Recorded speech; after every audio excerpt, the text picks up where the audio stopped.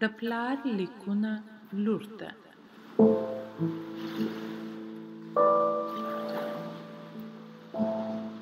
لیکوال جواهرلال نهرو.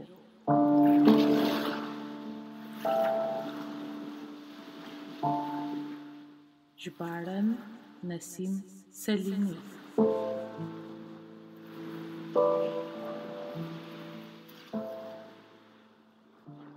هغه تغییرات چې د کرهڼې په واسطه منځته راغلل.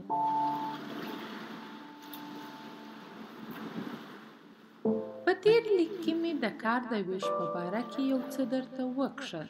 په هغه اولو وختو کې چې انسانانو یوازې په ښکار ګزاره کوله، د کار ډېر لږ ویش موجود و. هر چا به ښکار کاوه او په سختۍ به یې دومره څه لاسته راوړل چې ویې خوري. د کار ویش به ډېر امکان لري چې د نارینه‌وو او ښځو ترمنځ و. نارینه‌وو به کار کاوه او ښځو به په کور کې د کوچنیانو او کورنیو حیواناتو روزنه کوله. کله چې خلک په کرهڼه پوه شول، ډېر تغییرات منځته راغلل. تر هر څه مخکې د کار لوی ویش پیدا سو. ځینې خلکو ښکار کاوه او ځینې خلکو د مځکې کار کاوه. یوې او غوبل یې کاوه او د مځکې غم یې خوړی.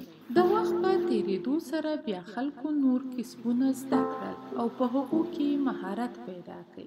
د کرهڼې یوه بله په زړه پورې نتیجه دا وه چې انسانانو په کلیو او ښارو کې په ژوند کولو پیل وکړ. د کرهڼې تر راتګ مخکې خلک دې خوا هاخوا ته ګرځېدل او ښکار یې کاوه. پر یوه ځای استوګنې ته یې اړتیا نه درلوده. هر چیرې چې به تلل هلته به یې ښکار کولی سوای او ډېر وختونه مجبوره ول چې د خپلو غواوو، پسو او نورو څارویو له کبله له یوه ځایه بل ځای ته ولاړ سي. دغه بوډاګانو د څړ لپاره څړځایو ته ضرورت درلودی. پس له دې چې پر یوه ځای به یې د یو څه وخت لپاره څړ وکړي، نو هغو مځکو به بالا دونه واښه نه سوای کولی چې د غویو د ګورم یا د پسو د رمو بس سي. ځکه به ټوله قبیله مجبوره وه چې یو بل ځای ته کډه وکړي. کله چې کرهڼه منځته راغله، خلک مجبوره ول چې مځکې ته نږدې واوسېږي. له هغې مځکې څخه بیرته نه سوای تللی چې یوې کړې به یې وه او تخم به یې پکښې کرلی و، او په دې سبب به خلک له یوه حصول څخه تر بل حصول پورې هلته اوسېدل او په نتیجه کې به یې کلیو او ښارو وده کول. یو بل ښه شی چې کرهڼې له ځانه سره راوړی دا و چې د خلکو ژوند تر پخوا اسانه سو. دا بیخي ډېره ساده وه چې سړی پر مځکه کار وکړي او ویې کري، تر دې چې سړی درست عمر په ښکار کې تېروي. له مځکې څخه دونه خوراکي مواد لاسته راتلل چې پر یوه ځای نه سوای خوړل کېدی. دا خوراکي مواد به په ډېر احتیاط ساتل کېدل. راسه چې اوس نو یوې په زړه پورې پېښې ته اشاره وکړو. کله چې انسانان د ښکار په مرحله کې ول، نه یې سوای کولی چې یو شی ذخیره کړي یا یې وساتي، او که یې هم کولی سوای نو یې ډېر څه نه سوای ذخیره کولی. په اصطلاح لاس او خوله وه. بانکونه یې نه درلودل چې خپلې پیسې او نور شیان پکښې وساتي. مجبوره ول چې د هرې ورځې د خوړلو مواد د ښکار له لارې پیدا کړي. د کرهڼې له راتګ سره دونه مواد پر یوه ځای په لاس ورغلل چې په یوه پلا یې نه سوای خوړلی، نو به یې هغه پاته برخه وساتله. دې خلکو ته اضافي مواد ځکه په لاس ورغلل چې هغو تر لازمې اندازې زیاته خواري کښلې وه. ته پوهېږې چې په اوسني وخت کې موږ بانکونه لرو چې خلک پیسې پکښې ټولوي او بیا بیرته پیسې د چکونو یا حوالو د لیکلو له لارې له بانکونو څخه اخلي.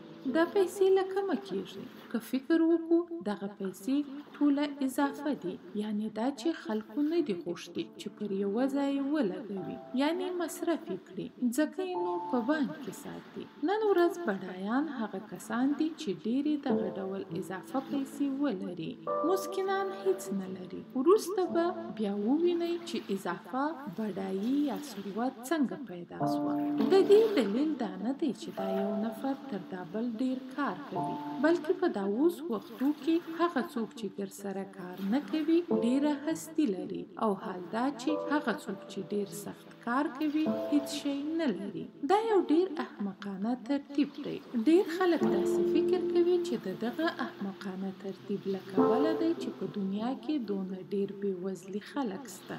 په دې خبره پوهېدل اوس ستا لپاره ډیر سخت کار دی. که داسې وي نو اوس دستي چورت مه پکښې وهه، بیا به دې وروسته سر په خلاص سي. په دغه اوس حال کې زه غواړم چې ته دونه وپوهېږې چې د کرهڼې په نتیجه کې دونه د خوړلو مواد لاسته راغلل چې په یوه پلان نه سوی خوړل کېدای.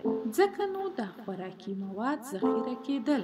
په هغو وختو کې بانکونه یا پیسې نه وي. هغه کسان بډای ګڼل کېدل چې ډېرې غواوې، پسونه، اوښان یا غله یا غنم او اوربشې یې درلودې.